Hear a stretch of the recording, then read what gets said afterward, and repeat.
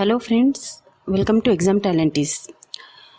जैसे मैंने बताया है, पास्ट क्वेश्चन आंसर सॉल्व करवा कर दूंगी, जिसमें मैंने business management and organisational behaviour के 3 क्वेश्चंस मैंने पहले वीडियो में मैंने सॉल्व किया था। अभी क्वेश्चन नंबर 4 की ओर चलते हैं। क्वेश्चन नंबर 4 है, which of the following is not included as macro environment variable. Answer से ऑप्शंस उन्होंने दिया है, prevailing economic and political conditions, emerging new technologies, option C है financial conditions and culture, option D is none of the above. हमारा आंसर है D option, none of the above. Macro environment variable पढ़ने से पहले हम पढ़ते हैं बिजनेस एनवायरनमेंट। बिजनेस एनवायरनमेंट का एक टॉपिक है मैक्रो एनवायरनमेंट, उस पर इन्होंने ये क्वेश्चन पूछा है। इससे पहले अगर आप बिजनेस एनवायरनमेंट अच्छे से जान लोगे तो आपको बिजनेस एनवायरनमेंट से रिलेटेड जो भी क्वेश्चन पूछेगा, macro environment, new economic policy 1991, वो सब कुछ आप डिटेल में ईजिली एग्ज़ाम में अटेम्प्ट कर पाओगे। ये डिटेल एक्सप्लेनेशन देने की वजह वही है कि आप अच्छे से अच्छा उस टॉपिक से रिलेटेड जो भी क्वेश्चन पूछे आप ईजिली सॉल्व कर पाए एग्ज़ाम्स में। हम स्टार्ट करते हैं अंडरस्टैंडिंग ऑफ बिजनेस एनवायरनमेंट से।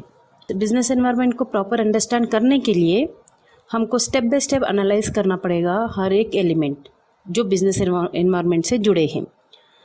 पहले एनवायरनमेंट क्या है देखते हैं। एनवायरनमेंट एक एक्नॉलेज है हमारे सराउंडिंग्स का और हमारे कंडीशंस का, जहाँ पर कुछ एक्टिविटीज़, स्पेसिफिक एक्टिविटीज़ कैरिड होते हैं।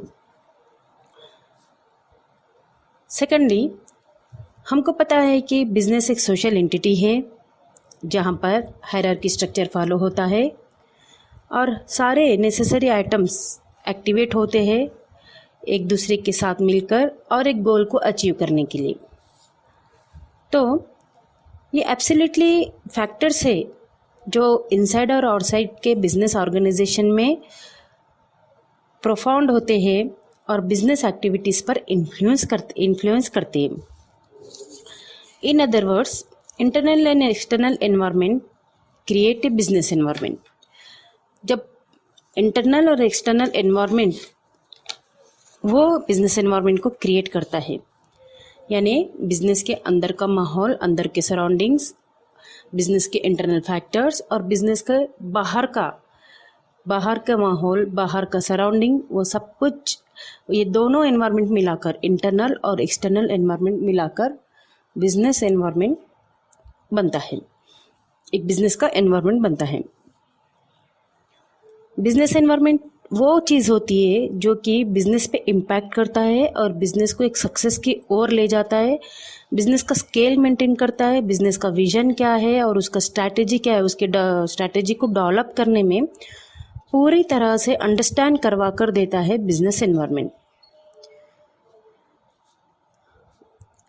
तब एक बार हमको पॉजिटिव और नेगेटिव इफेक्ट कोई भी कंपनी के, कोई भी बिजनेस के पता चल जाते हैं, चाहे वो कंपनी के अंदर के इफेक्ट्स हो, चाहे वो कंपनी के बाहर के इफेक्ट्स हो, चाहे वो इंटरनल इफेक्ट्स हो या फिर बाहर के इफेक्ट्स हो, वो एक प्रॉपर हम एक सुटेबल स्ट्रैटेजी बना सकते हैं वो सिचुएशंस को हैंडल करने, वो सिचुएशंस जो कि प्रेडिक्टेड हो या फिर अनप्रेडिक्टेड सिचुएशंस हो। एग्जाम में क्वेश्चन उन्होंने पूछा है मैक्रो एनवायरनमेंट पर। बिजनेस एनवायरनमेंट का मैक्रो एनवायरनमेंट पर उन्होंने क्वेश्चन पूछा है। हम देखते हैं बिजनेस एनवायरनमेंट का meaning. Business environment is a marketing term, ये एक मार्केटिंग टर्म है और ये it refers to factors and forces that affect a firm's ability to build and maintain a successful customer relationship. ये फैक्टर और forces, business environment एक marketing term है और ये फैक्टर और फोर्सेस को रिफर करता है जो कि वो फर्म की एबिलिटी पर इफेक्ट पड़ता है। उसका फर्म की एबिलिटी पर इसलिए इफेक्ट पड़ता है कि बिजनेस लॉस में आए, इस वजह से नहीं। ये बिजनेस का एक एबिलिटी, फर्म की एबिलिटी को डेवलप करता है और मेंटेन करता है एक सक्सेसफुल रिलेशनशिप, कस्टमर के साथ सक्सेसफुल रिलेशनशिप बनाने के लिए। So definition of business environment, definition है इसका, इट इज़ द सम और collection of all internal and external factors such as employees, customers, management, supply and demand and business regulations. ये जैसे मैंने बताया है, इंटरनल और एक्सटर्नल फैक्टर्स जो भी है उन सब का मिलाकर एक टोटल होता है बिजनेस एनवायरनमेंट, एक सम होता है जिसमें एम्प्लॉयज़ आते हैं, कस्टमर्स आते हैं, सप्लायर्स आते हैं, मैनेजमेंट आता है, फाइनेंशियल्स आते हैं, जनरल पब्लिक आता है, ह्यूमन रिसोर्स आता है, इन सब चीज़ें को टॉप मैनेजमेंट स्ट्रक्चर आता है, पावर स्ट्रक्चर, इन सब चीज़ों से बिजनेस एनवायरनमेंट बनता है। Now understanding of micro and micro environment factors that affect business. अभी हम जो क्वेश्चन उन्होंने पूछा है माइक्रो एनवायरनमेंट वेरिएबल वो पढ़ते हैं। ये अंडरस्टैंड माइक्रो एनवायरनमेंट वेरिएबल जो क्वेश्चन उन्होंने पूछा है उसके बारे में अभी हम पढ़ते हैं। सो आइए जानते हैं अब माइक्रो एनवायरनमेंट वेरिएबल्स क्या होते हैं। उससे पहले हम माइक्रो एनवायरनमेंट का मीनिंग जानते हैं। The micro environment is basically the environment that has a direct impact on your business. Micro environment क्या होता है? बेसिकली वो एनवायरनमेंट है, हाँ, micro environment is basically the environment, ये एक एनवायरनमेंट है जिसका बिजनेस पर डायरेक्ट इम्पैक्ट पड़ता है। ये एक पर्टिकुलर एरिया से रिलेट है जहाँ पर कंपनी ऑपरेट होती है और बिजनेस और इसका इफेक्ट डायरेक्ट बिजनेस प्रोसेस पर होता है। इन अदर वर्ड्स, ये वो फैक्टर्स है, सारे फैक्टर्स जो पर्टिकुलरली एक बिजनेस को इफेक्ट करता है, जो डेली प्रोसीडिंग, जो बिजनेस के डेली प्रोसीडिंग्स होते हैं और जनरल परफॉर्मेंस होता है कंपनी का, और इसका जो इफेक्ट है वो ज़्यादा समय तक नहीं रहता है। Micro environment customer, supplier, reseller, competitors और जनरल पब्लिक को इंक्लूड करता है। सब माइक्रो एनवायरनमेंट फैक्टर्स में जो पहले कस्टमर्स आते हैं, ये इस तरह का कस्टमर होता है जो kind of customer base that your company attract, जो हमारी कंपनी अट्रैक्ट करती है। और परचेजिंग पावर क्या है उस कस्टमर का, वो मार्केटिंग कंपनी के मार्केटिंग कैंपेन्स के लिए काम में आता है। तो कस्टमर, ये कस्टमर बिजनेस टू कॉमर्स भी हो सकता है, बिजनेस टू बिजनेस भी हो सकता है, इंटरनेशनल भी हो सकता है, लोकल भी, और so on. Important factors related to customers are, customer से रिलेटेड इम्पॉर्टेंट फैक्टर्स वो होते हैं stability of demand, prospects of sale growth, sale growth क्या है उनका, रिलेटिवली प्रॉफिटेबिलिटी, क्या वो रिलेटिव प्रॉफिट है उससे, इंटेंसिटी ऑफ कंपटीशन, और वो कंपटीशन की गहराई क्या है। सप्लायर्स, सप्लायर्स में if A supplier of a particular product is the largest, supplier का प्रोडक्ट लार्ज है और इवन द ओनली वन, और वो एक है, they are certainly going to have big influence on how successful your business is. वो उसका influence certainly business पर पड़ता है कि किस हद तक आपके बिजनेस का सक्सेस हो सकता है इसमें। सप्लायर और इम्पॉर्टेंट फैक्टर्स जैसे वैल्यू डिलीवर प्रोसेस के लिए ये इम्पॉर्टेंट होते हैं सप्लायर्स, इंश्योरेंस के लिए होते हैं, बिजनेस रिसोर्सेस के लिए, इंश्योरेंस के लिए ये सप्लायर्स होते हैं। Essential determinants in terms of price increase और डिक्रीज, जो भी प्राइस इंक्रीज डिक्रीज होता है उसके लिए। Resellers, if you decide to sell your product via third party reseller, अगर हम प्रोडक्ट डिसाइड करें थर्ड पार्टी के थ्रू बेचना है हमको, जैसे middle mans, wholesalers, retailers, marketing का सक्सेस उन्हीं पर डिपेंड होता है।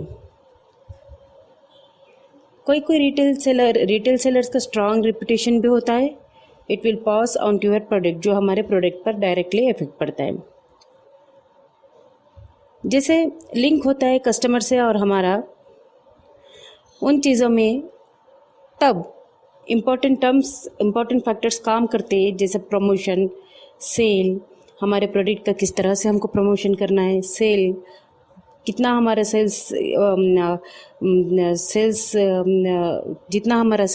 कितना हमारा प्रोडक्ट का सेल होगा, डिस्ट्रीब्यूशन, किन जोग्राफिकल एरियाज़, किन एरियाज़ में हमारा डिस्ट्रीब्यूशन होगा, मार्केटिंग और फाइनेंशियल मेडिटेशन।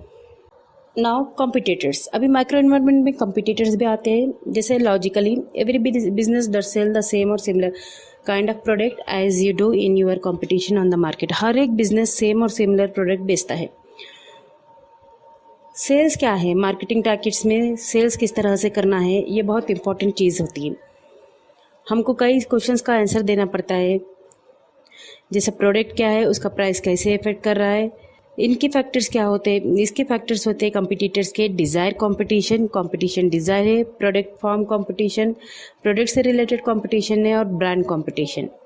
अभी जनरल पब्लिक क्या है, of course every business organisation has in its best interest to appeal to the general public. हर एक बिजनेस ऑर्गेनाइजेशन का एक अच्छे से इंटरेस्ट होता है कि वो जनरल पब्लिक से जुड़े रहें।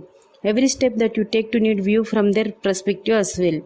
उनको देखते हुए, जनरल पब्लिक का डिमांड देखते हुए, उनको क्या चाहिए, उनकी हर एक चीज़ को बारीकी से देखते हुए कंपनी को अपना प्रोडक्ट बनाना पड़ता है।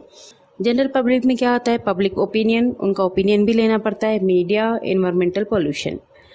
अब हम देखते हैं micro environment factors. Micro environment factors में basically very environment of the economy can है effect on two essential aspects. दो एसेंशियल एस्पेक्ट्स पर हमारा इकोनॉमिक का एनवायरमेंट डिपेंड होता है। यूर कंपनी, हमारा कंपनी का लेवल ऑफ प्रोडक्शन क्या है और डिसीजन मेकिंग प्रोसेस क्या है कस्टमर्स के साथ।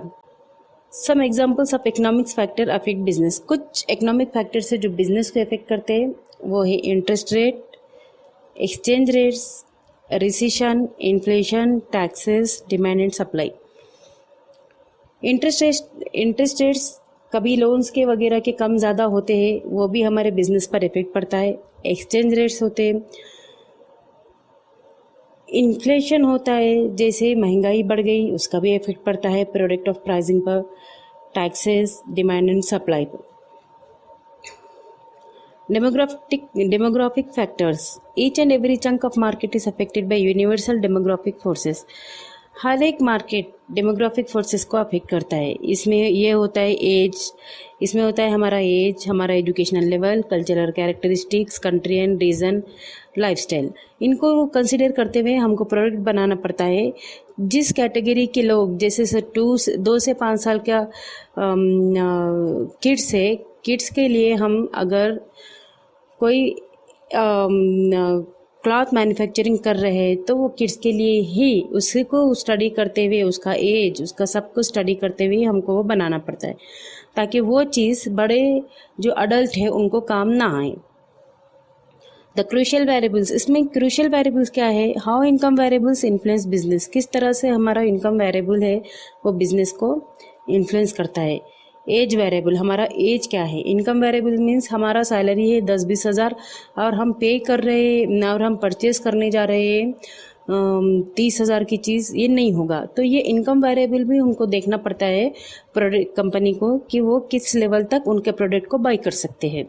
Geographical region. जोग्राफिकल रीजन क्या है, हम रहते डिस्ट्रिक्ट लेवल पर जहाँ पर एयरलाइन सर्विसेज नहीं है, तालुका लेवल पर, और हम सोच रहे हैं कि वहाँ पर एयरलाइन सर्विसेज आ जाए जहाँ जैसे मेट्रो सिटीज़ में होता है, तो वो नहीं होगा। जोग्राफिकल रीज़न देखते हुए भी उनको प्रोडक्ट बनाना पड़ता है कंपनी के लोग को। एजुकेशनल लेवल, कितने एजुकेटेड लोग हैं, इस पर भी बहुत कुछ डिपेंड होता है। Now technological factors. Technology are related to skill and ability that are implemented into production as well as materials and technology that a particular product required to be made. जो भी टेक्नोलॉजी लगता है आज each and every cheese technology पर depend है, तो वो सब कुछ ध्यान में रखना है। जैसे हम पहले ट्रेडिशनल वे में पढ़ाई करते थे, आज हम ऑनलाइन पढ़ाई कर रहे। सम टेक्नोलॉजिकल फैक्टर्स, कुछ टेक्नोलॉजिकल फैक्टर्स क्या है, ऑटोमेशन है, इंटरनेट कनेक्टिविटी है, 3D टेक्नोलॉजी है, 3D में हमें सब चाहिए होता, speed power of computer calculation, engine performance, security in terms of cryptography, wireless charging, ये सब कुछ टेक्नोलॉजी में आते हैं, टेक्नोलॉजिकल फैक्टर्स में। Now natural and physical forces. Natural and physical forces वो होते जैसे प्लानट और उसके रिसोर्सेस पर, ये भी हमें ध्यान देना होता है। प्लानट, हमारा बिजनेस का रिसोर्सेस क्या हो सकते हैं, दोज आर बी रीन्यूड, जैसे फॉरेस्ट है, एग्रीकल्चर प्रोडक्ट्स है, coal, minerals, oils and like both are strongly related to production. ये सारी चीज़ें प्रोडक्शन से स्ट्रांगली रिलेट रहते हैं। अगर फिजिकल फैक्टर्स, फिजिकल फोर्सेस क्या होते हैं? क्लाइमेट चेंज, कभी सडनली क्लाइमेट चेंज हो जाता है, उसकी भी तैयारी हमें बिजनेस में रखना पड़ता है। पोल्यूशन, वेदर की ज़्यादा so natural and physical forces can be climate change, pollution, weather, availability of both non-renewable and renewable resource, laws that regulate the environment, survival of particular biological species। अब political और legal forces में देखते हैं क्या होता है। The market develops according to the political and legal environment in various areas.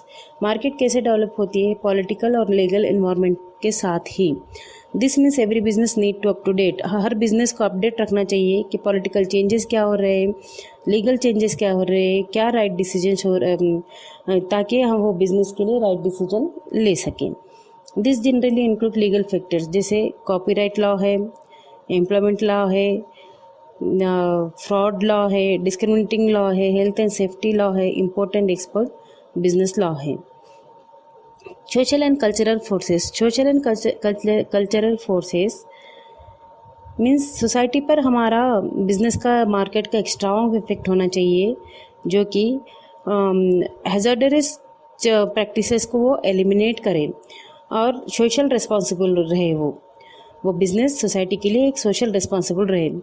There is a wide variety of social and cultural factor, जैसे purchasing habit, लोगों के खरीदने के हैबिट्स क्या है, लेवल ऑफ एजुकेशन क्या है, रिलीजन और बिलीफ क्या है उनका, consciousness about health issues, health को लेकर वो कितने कॉन्शियस है, सोशल क्लासेस, इन सब चीज़ों का ध्यान में रखना पड़ता है।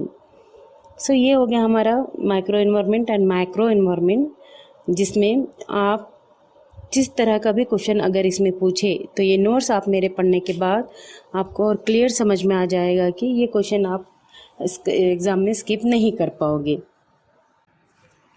ना। इस आंसर में मैंने आपको कम्प्लीटली समझा दिया है कि मैक्रो एनवायरनमेंट और माइक्रो एनवायरनमेंट क्या होता है और इसके इफेक्ट्स बिजनेस पर कैसे होते हैं। Now question number 5। During his days at Midvale steel company, F.W. Taylor saw that employees soldiering deliberately working at pace slower than their capabilities. He identified that worker indulge in soldiering primary for the following reasons. Option उन्होंने दिया है fear of losing jobs if they increase the output, A option. Option B है faulty waste system, option C है outdated method of working, option D है all of the above। हमारा option answer है option D. अभी हम पढ़ते हैं scientific management, F.W. Taylor. F.W. Taylor जो है father of scientific management, 1911। Application of science for each and every element of management. इन्होंने साइंस को अप्लाई किया है ईच एंड एवरी मैनेजमेंट के ईच एंड एवरी एलिमेंट में। He started his experiment with the concept in 1878। इन्होंने 1878 में ये concept start किया है मिडवेले स्टील कंपनी में। ही employ soldiering deliberately working at a pace slower than their capabilities. He identified that worker indulge in soldiering primary for the following reasons. उन्होंने ये बोला है कि fear of losing jobs if they increase their output, faulty waste system, outdated method of working. For eliminating this problem, Taylor developed the principle of scientific management. इन्होंने इन चीज़ों के लिए Taylor ने क्या किया, उस टाइम पर साइंटिफिक मैनेजमेंट के प्रिंसिपल्स डेवलप किया है, जो कि 5 प्रिंसिपल इन स्टेटमेंट्स पर अप्लाई होते हैं। Taylor philosophy consists of following principle which constitute the cornerstone of scientific management. इन्होंने कुछ प्रिंसिपल्स दिया है, उनके इस एक्सपेरिमेंट में उन्होंने ये मेंशन किया है मिडवेले स्टील कंपनी इस एक्सपेरिमेंट में। Science not rule of thumb. पहले हम जानते हैं नॉट रूल ऑफ थंब, इससे पहले हम जानते हैं कि रूल ऑफ थंब क्या होता है। Rule of thumb means dictatorship.